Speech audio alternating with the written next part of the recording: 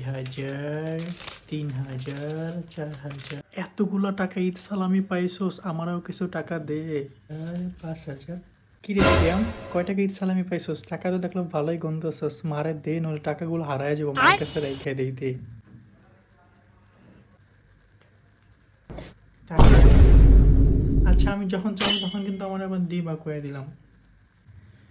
আরে ঝন্টু, আমার কাছে চাবি, তখন আবার তোর টাকাগুলো দিয়ে দেবো, কোনো টেনশন করিস না। মা না ভালো, দেও, তোমার কাছে টাকা হারায় যাবো, দেও আমাকে, দেও, ঈদ সালামিগুলো দেও, যখন চাইবা তখন নিও, ঠিক আছে?